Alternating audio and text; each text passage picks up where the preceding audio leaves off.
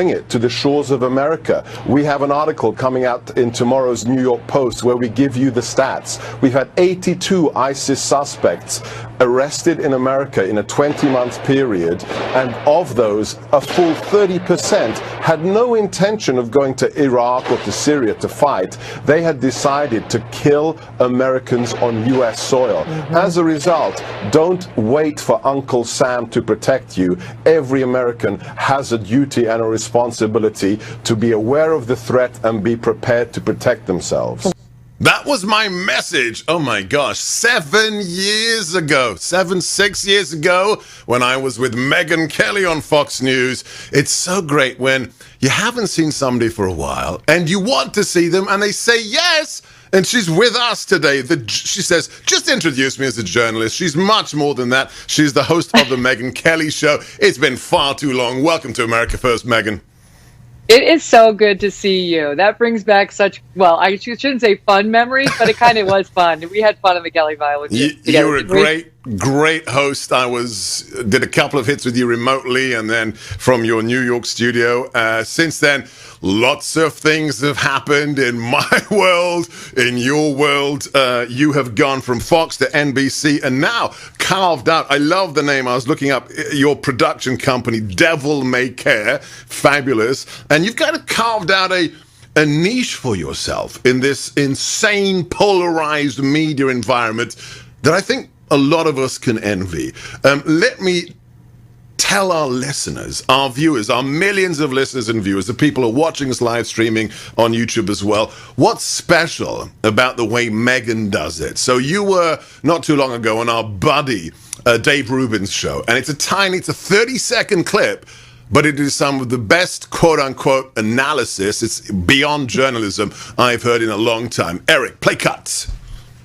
I think one of the sad things, but the realities over the past 25 years is the Republicans have shown themselves to be very good at winning elections, maybe not in this particular case for the White House, but in general, they win elections and very bad at fighting the culture wars. And it's unfortunate because now the Democrats control the media, Hollywood, academia, big tech, and half the country doesn't feel represented at all in almost all of the information that comes back to them publicly. Megyn Kelly, a legacy journalist, a member of the mainstream media, won't even use the phrase culture war. Kudos to you for making that observation. How did you come to it? Is it a recent revelation for you, or is it something that you've noticed over time? Talk to us about your experience and how you came to that conclusion. Well, I mean, I was never sort of a PC gal, and I always objected. I almost wrote, my first book was almost called Cupcake Nation, because I could see what was happening to the country, and I was really getting kind of disgusted by it. And now it's that on steroids. Just the past couple of years, wokeism has it's become alive and well and taken over virtually all of our institutions. And that underscores how many of our outlets the left controls. And I really think it's dangerous. And I've been thinking about it a lot in the wake of what happened at the Capitol. Because right now, of course, you're seeing everybody like Trump, Trump, Trump, Trump, Trump, Trump. And yes, Trump and his surrogates said some incendiary things prior to, more his surrogates than him. But the left is not taking any responsibility for how those people got to that place where there's no trust in government institutions. They don't know where to turn for facts. And there's been no reflection by the media, by Democrats on, Russiagate and a first BS impeachment, and the media spinning them for 4 years on how everything Trump did was an 11, everything was bad, and people turned off. They said, I don't trust these people. They hate conservatives. They hate Trump. They hate Republicans. Why would I go to them for my news?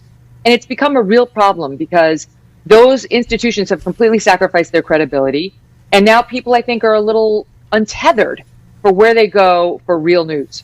I get these texts, I get these DMs every single day, and there's always at least a couple that say, I don't know where to turn for the facts. That's why I'm here. I think that's why you're doing what you're doing. Follow her. She's only got millions of followers on Twitter. It's Megyn Kelly. Listen to her. It's the Megyn Kelly Show. She is one of the brave individuals who's creating a new niche for truth tellers, and we need a lot more like her. She'll be back with us momentarily. I'm Sebastian Gorka, former strategist to President Trump, host of America First on the Salem Radio Network, coming to you from just outside the insalubrious, fetid swamp that is Washington, D.C. from the ReliefFactor.com. As former Deputy Assistant to President Donald Trump, I have briefed the President of the United States on critical threats. Let me brief you on a critical threat to your finances. Your savings in the bank or in stocks and bonds are simply entries stored on a very vulnerable electrical grid on a third-party server. What happens if we see banks fail or our electric grid is successfully attacked? There is a way to own profitable investments privately. Do what I did. Discover how Midas Gold Group can bring you financial security today.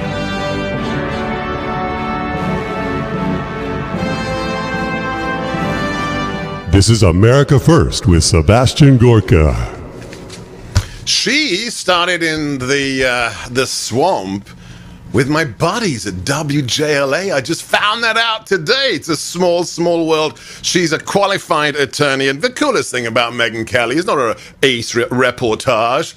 It's as a child born in 1970 who grew up under Maggie Thatcher. One of her kids is called Thatcher. And I do hope that is because of the great Margaret Thatcher. But we won't ask. We'll just leave it out there. Follow her right now, the host of the Megyn Kelly Show. Download the podcast, subscribe to it, check her out on YouTube.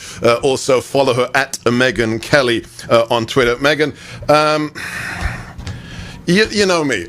You cut me, and I bleed conservatism. My dad escaped from a communist political prison in the 1956 Hungarian Revolution. So I can't get that out of my blood. I grew up under Thatcher, so I supported MAGA. I went into the White House, but even for a second, I was with the president today at Andrews Air Force Base where we bid him farewell. Then I watched the inauguration speech. And I was just waiting for that 10-second attempt where the incoming president would have said, "It stops now. We're not going to demonize Americans because of their skin color. We're not going to say the National Guard is 90% white males, therefore they're a domestic threat. And we're not going to have a cancel culture on anybody who votes Republican." Am I dreaming? Are we condemned for the next 4 years to see even more cancel culture? As somebody who's in the bloodstream of the media, what should we prepare for? I don't know if I'm in the bloodstream anymore, but I've certainly spent a lot of years in it. And I do think we are in for that. I think, Chris Wallace was saying that the Joe Biden speech was the most, it was like the greatest he's ever heard. We played the most it. Unifying. Yeah, okay, so, look, I appreciate the politics doesn't always have to be a blood sport, that kind of thing. That's fine, that's good messaging. But the race sort of messaging throughout, which is divisive, it's very divisive, just telegraphed to his supporters and everybody that they're going to double and triple down on this. I mean, we're stuck with this narrative about white supremacy and about all Trump supporters being essentially Klansmen. That is what they believe, not just from them, but from the media.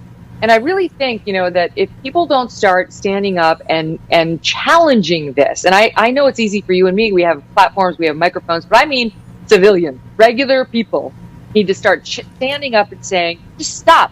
I'm not going to let you do that to me, to my company, to my country. I am not going to let you reduce the discussion to divisiveness over race. I refuse. Or gender, or pick your woke topic of the day. But it's getting out of hand, and it's really dividing us in a way I think is dangerous.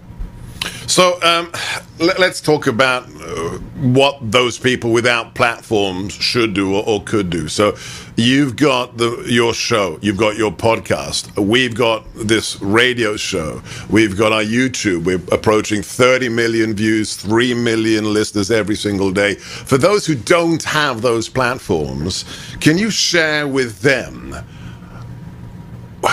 what is your message? Because I get this every day that people have despaired. They've given up. People have said to me, I'm not voting ever again. I'm just not voting ever again. That's not a good way to proceed, is it, Megyn? No. You got to vote. I mean, look, no system is perfect. That doesn't mean you don't try. And I think that, the Republicans' apathy down in Georgia cost us divided government, right? Like we could have had divided government. I think whether you're a Democrat or a Republican, I think most Americans would prefer divided government. They don't want to give the keys of power over to just one party. Things don't tend to go well, and it always tends to correct itself when we do that. So that was as a result of people staying home. You got to get out there and try. There's no excuse for not trying. And when it comes to individual cases and cancel culture and being told, you're literally being told that you're a white supremacist because you happen to be born with a certain pigmentation over which you had no control, you have to fight back. I mean, I really think it has to be to the point where we say, you're out of line. That's racist. That is a racist message. And I think we need lawyers involved in this, because what they're shoving down our throats in corporate America and at the university level and even at K through 12 now can be fought in the courts. And I'm actually part of a group now. We'll be getting more public about this soon. That's going to try to organize for people who can't afford lawyers to go in there and fight these battles. But we need more groups like this so we can arm regular Americans with the tools they need, the language, the lawyers, so they know their rights. So they don't have to be bullied into self-shaming all day long. Yeah, I want to talk to you offline about that, because last week I had dinner with two lawyers who they were trying to have struck off the bar simply because they were assisting the President of the United States. And they said, we need an organization that can fight these battles when they come after you and try and excise you from your professional sphere. Wait, so can I say something about that? Yeah. That's why it's like, I love America. I do like watching these inaugurations. It doesn't matter whether I voted for the guy or maybe gal getting inaugurated or not. They make me feel patriotic, so I love them. But the truth is, while Joe Biden said a lot of stuff about unity today, behind the scenes, his team is preparing lists of Trump, don't think you're safe if you were not in the administration. Yeah. His enablers, they're using that term, his enablers are going to get it too. So that's not unifying. That's not going to get anybody behind his agenda, and they know that. So why do it? Because they want to punish. They're looking to punish people who supported him. They haven't learned anything. And just one very simple piece of math that I learned when I was teaching regular warfare. When you have millions of people and a government tries to suppress their voice simply because of a political disagreement, that way it leads perdition. And we're seeing it, whether it's AOC, whether it's the lists, whether it is the deprogramming from Katie Couric or others. It is not going to end well. In the meantime, improve your knowledge. Get the best analysis from our good friend Megyn Kelly. Subscribe to her podcast. Watch her show, The Megyn Kelly Show. And also follow her on Twitter. God bless you. She's already said, she promised in the break that she's going to come back for a long chat live on YouTube. No commercial breaks. We're going to hold her to it. Happy New Year. God bless. Please keep doing what you do. You I'm too. Sebastian So Gorka. good to This see you. is America First on the Salem Radio Network.